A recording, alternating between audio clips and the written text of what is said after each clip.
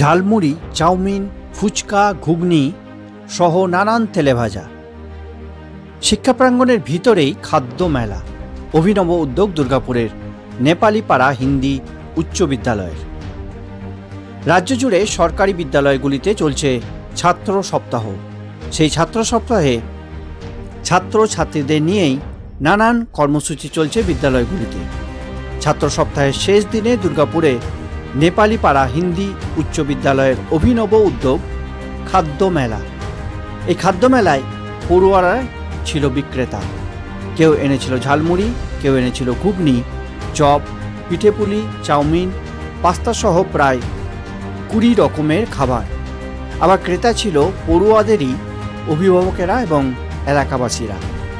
এই মেলাকে ঘিরে বাড়তি উন্মাদনা ছিল এলাকাবাসীর মধ্যেও।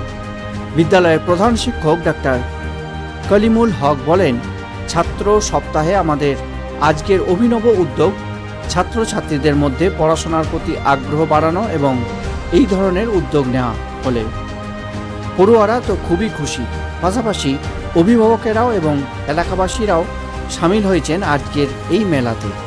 এই মেলায় উপস্থিত ছিলেন আর আমাকে দুর্গাপুর নগর নিগমের কমিশনার আবুল কালাম আজাদ ইসলাম ও পশ্চিম বর্ধমান এডিএম এডুকেশন সঞ্জয় পাল।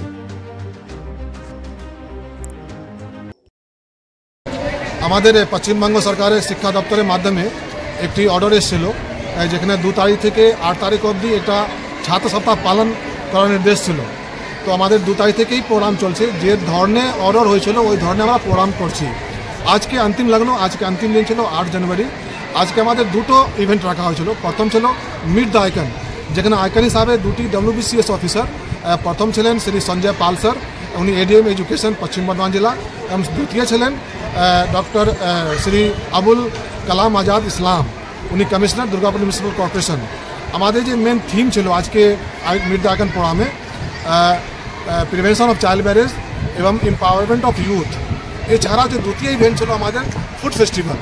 এই যে ফুড ফেস্টিভ্যাল প্রায় 30টা স্টল ছেলে মেয়ে দ্বারা সঞ্চালিত হচ্ছে।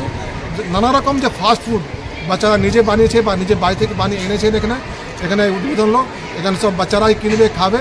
এটা এনভায়রনমেন্ট তৈরি হলো কিনা যে কোনো কাজ ছোটো বড়ো নেই, আমরা সব রকম কাজ করতে পারি। আর এটা খুবই বাচ্চারা খুবই খুশি হয়েছে আজকে প্রোগ্রামে।